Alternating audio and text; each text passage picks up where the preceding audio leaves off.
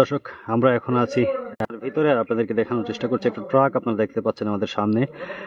ট্রাকটির number হচ্ছে Rajshahi metro ট 11-06-06-04। আসলে আপনারা জানেন যে ইদানিংকালে ভারত থেকে কিছু চোরাই পণ্য অহরহ সিলেটের মধ্যে দিয়ে এসে সারা দেশে ছড়িয়ে ছিটিয়ে যাচ্ছে, এবং কোনো না কোনোভাবে কর্তৃপক্ষ, পুলিশ প্রশাসন এই ট্রাকগুলো আটক করেছে। আপনারা গত কয়েকদিন আগেও দেখেছেন যে অনেকগুলা ট্রাক আটক করা হয়েছে। ঠিক একই পদ্ধতিতে, একই অভিনব কায়দায় এই ট্রাকটিও প্রায় 300 বস্তা চুরাই চিনি নিয়ে যাওয়ার চেষ্টা করেছিল, উপসংবাদের ভিত্তিতে আটক করে, এবং সেই আটককৃত ট্রাক এখন শাহপরান থানার ভিতরে নিয়ে আসা হয়েছে। আমরা আপনাদেরকে একটু দেখানোর চেষ্টা করছি। ট্রাকটি মূলত হয়তোবা গতকালকে লোড হয়েছে ভারতের সিলেটের সীমান্তবর্তী এলাকা থেকে। ওইখান থেকে আজকে সকালে এটাকে আটক করা হয়েছে।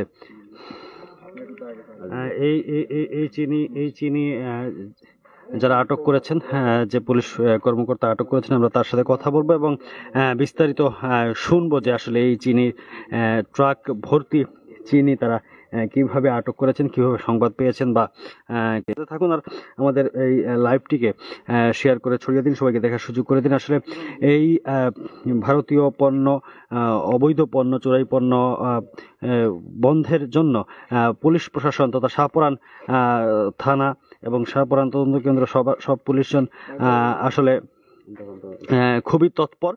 তারা সর্বাত্মক চেষ্টা করছেন যে যাতে এরকম কোনো কাজ নয়। আমরা এস আই আজিজ সাহেবের সাথে কথা বলবো। উনিও এই চিনিটি আটক করেছেন এবং বিগত দিনেও তিনি অনেকগুলো চিনি আটক করেছেন। আমরা তার সাথে একটু কথা বলবো। আমরা একটু জানতে চাচ্ছি যে এই ট্রাকটি আজকে আপনারা উদ্ধার করেছেন, জব্দ করেছেন, সেই ট্রাক গোপন সংবাদ ছিল কিনা? আসসালামু আলাইকুম। কিছু বিষয় গোপন থাকুক, কারণ পুলিশের কিছু টেকনিক গোপনই থাকুক, সাংবাদিকদের মাধ্যমে এটা প্রকাশ করতে চাচ্ছি না। আমরা এটা উপস্থিত ছাত্র জনতা, সাংবাদিক দের সহায়তায় আমরা এটা আটক করে আইনগত ব্যবস্থা গ্রহণ করেছি। কত বস্তা চিনি? 300 বস্তা। আনুমানিক বাজার মূল্য? আনুমানিক বাজার মূল্য ধরেন 15 লাখ প্লাস। আটক কয়জন? 3 জন ব্যক্তি। 3 জন ব্যক্তি।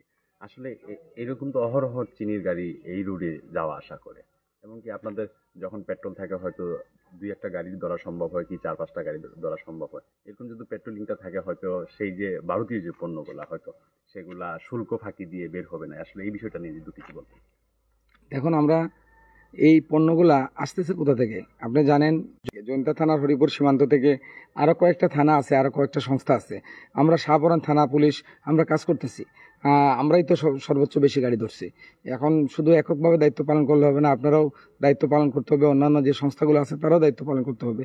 আর কতটা গাড়ি যায়, কিভাবে যায়, আমরা যেগুলো সংবাদ পাই ঠিক সেগুলো আটক করি ভাই। কার চিনি এটা কি? ওই এখানে আজকে আমরা যে 3 জন আটক করছি তার মধ্যে একজন মালিক সহ আছেন। আজকে চিনিতে মালিক নিজে আছেন। আমরা আটক করার পরে উনি স্বীকার করছেন ওনার মাল। চিনিগুলো দায়িত্বপ্রাপ্ত